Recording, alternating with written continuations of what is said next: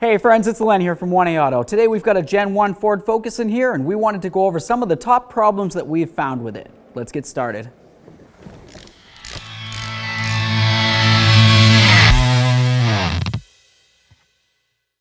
So you know me, one of the first things that I always like to talk about in these videos is a safety issue. For me, safety takes a top priority over everything. So, with that said, I'm going to start with the fuel pump issue on this. Sometimes what happens is the fuel pump will actually cut out, or it'll kind of diminish the amount of pressure that goes up to the engine to run it. What you might notice is when you're driving down the road, the vehicle starts to kind of sputter a little bit, seems to lose power. That could happen. Or you're driving down the road, you're just cruising along, and the engine cuts right out. You gotta try to get off the side of the road nice and safely. That could be very scary. Maybe you stop at a stoplight or a stop sign, you go to accelerate, and it kind of seems hesitant and kind of bucks a little, and then maybe stops or it maybe goes. You just don't know. That's very unsafe because if you need to get out into traffic, you need to know when you press that accelerator pedal, it's gonna start going. Generally speaking, when this happens, you're gonna see a check engine light on your dash. That's gonna let you know that something's going on besides just the physical attributes of the fact that, well, you don't have very much power or your car is just stalling out on you. Generally speaking, this issue happens more when the weather is actually warm rather than cold. Some of the causes for this is actually because the fuel pump inside the fuel tank there has an issue where it actually either restricts or it cuts out the pressure completely that's supposed to lead up to the engine. If you don't have any fuel pressure that leads up to your engine, the engine's not going to run, period. Generally speaking on this vehicle, the fuel pump is actually the top fixed part to fix this issue. There are other things that I would like to check. You want to check that fuel pump driver module. Make sure that that's sending out the power that it's supposed to be sending out.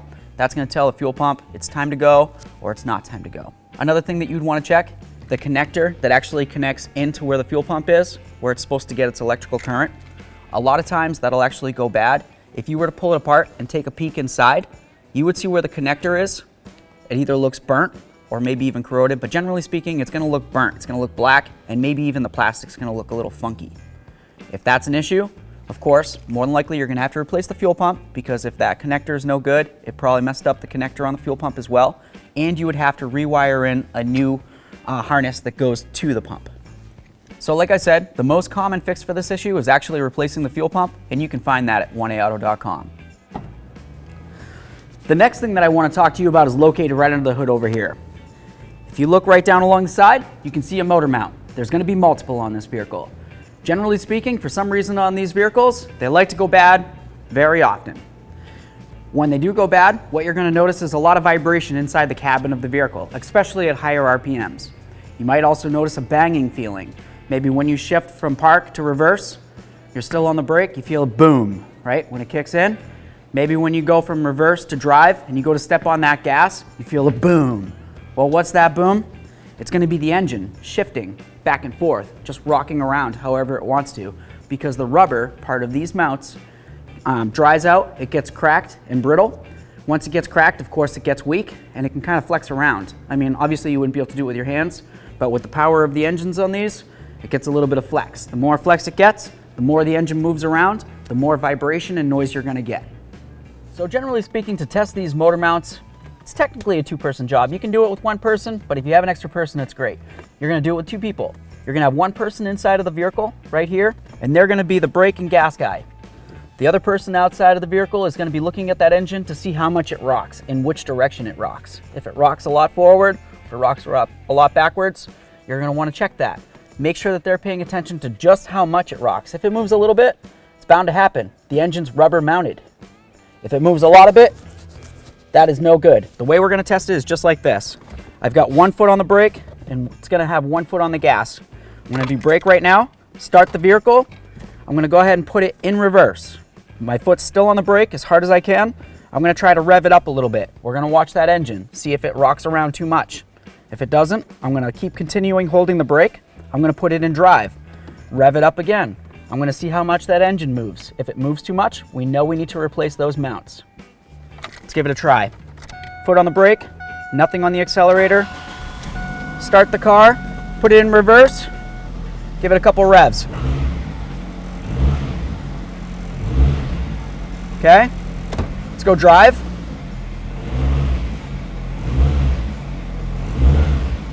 All right, let's turn it off and assess the situation. So as you saw, these motor mounts are actually in great condition. I'm not worried about them. If you did need them, we sell them, and we have an instructional video on how to install them. The next thing I want to talk to you about on these vehicles is the window regulator. They're known to go bad, and it happens many, many times. Lucky for us, we've got the coupe version here, so we've only got 2 windows that we have to worry about. If we had 4, well, we'd have multiple issues. But to get to the point, generally speaking, what happens is these window regulators will bind up inside. It's going to have 2 channels that go up like this, and those channels are also going to have little spots that mount to the glass. On those channels, with the spot that mounts to the glass, it's also going to have little cables that come around and they lead to your motor assembly. What can happen is those cables can get crimped or bind a little bit on the inside of the cable housing. If that happens, your window is going to kind of obviously have issues, kind of like this one. Another thing to think about is you have window channels.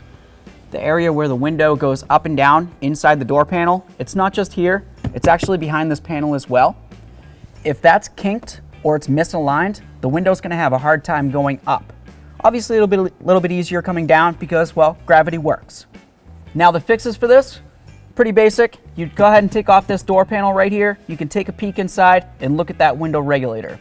If you see any of the cables look like they're bent or they're crimped, maybe they got pinched somehow during installation, or maybe somebody removed the door panel for another reason, obviously you're going to have to replace the whole window regulator.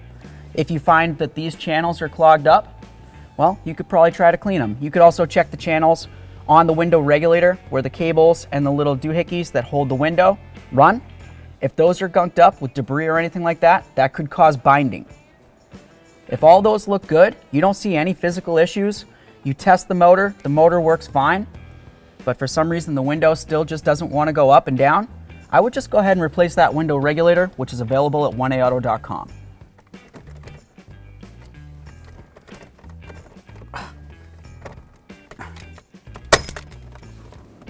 The next thing I want to talk about with these cars is the ignition.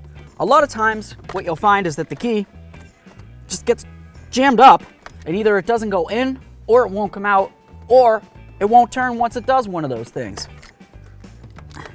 What happens is inside the ignition cylinder right here, you have these little tumblers. They kind of just move up and down. And when you put your key in, it's going to have the little grooves that line up with those tumblers and they say, yeah, this is the right key, or no, they're not.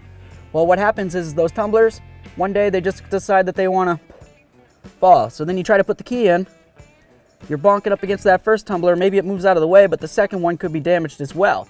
And next thing you know, you can't get the key out, right? You're jammed in between the two, or even you made it all the way in, you started the car, you went to get it back out, and the tumblers are just stuck inside those grooves on the key. That's what I'm talking about. The 2 fixes for the ignition cylinder, the permanent ones at least, would be, of course, to replace the ignition cylinder. And why I said 2 would be because you can either replace the ignition cylinder with one that has keys specifically made for it, or generally speaking, you can also find ignition cylinders that you can have set to match up with your existing keys. Of course, if you use the original keys, you won't have too much of an issue getting into those door locks. If you were to get an ignition with a different key, you're going to have to carry around multiple keys now and have one separate for your doors and one for your ignition. The next problem I want to talk about with these vehicles is the charging system issue. You might find yourself having a check engine light come on, and you're going to find a code that says P1246. Basically, it's going to come down to the fact that you have a problem with your alternator. Let's get into it. So some of the overall symptoms that you're going to find when you have this issue is you may or may not even see a check engine light on, but what you will probably notice is your car probably stalls out while you're driving. You go to step on the gas or even come to a stop and the vehicle just dies out. Yeah, your battery could be dead, but there's probably a reason why the battery's dead. There are other symptoms that you may find. If you try to jump start that vehicle after said stall out, it might start up while the jumper cables are on there, but as soon as you take them off, the vehicle's going to die right out again. That's telling you that the alternator's not working the way that it should. So some of the common causes for this that we found was just a plain old defective alternator. Sometimes you get those alternators and you try to turn the pulley and it just doesn't want to turn. You might even find that the case is cracked to the point that it's moved and it's pressing up against the innards of that alternator and it's making it so it doesn't want to turn. Of course, if that's happening, you're not going to get great charging coming from it. There are other issues. Maybe it could come down to wiring. Maybe you have a bad fuse someplace. Maybe you have a mouse in the house and it decided it wanted to eat through a wire somewhere. There's a lot of places you're going to have to look. One of the first things that I would want to do though is test that alternator. If it tests no good, I would want to make sure that I come up with a brand new, known good alternator. Test that alternator and see if it's working. If it still isn't working, at that point you'd have to move along to making sure that you don't have an issue with that wiring harness. So the most common fixes for this would be, of course for me, I would go to 1aauto.com and I would buy myself a new alternator. Other issues that you could find is, like I said, you might have a blown fuse or even some bad wiring from having a mouse in the house. Okay, so that was just some of the top problems that we found with this vehicle. There are, of course, a lot of great things about the vehicle. It's not a bad vehicle at all. If you like the video, make sure you get down there and you click that like button. While you're at it, go ahead and subscribe and ring that bell. That way there you can be kept up with all of our latest content. While I still got you, why don't you leave me a comment and just let me know how you thought about this video. I'd love to hear from you. Thanks for watching. Visit 1aauto.com for quality auto parts shipped to your door, the place for DIY auto repair. And if you enjoyed this video, please click the subscribe button.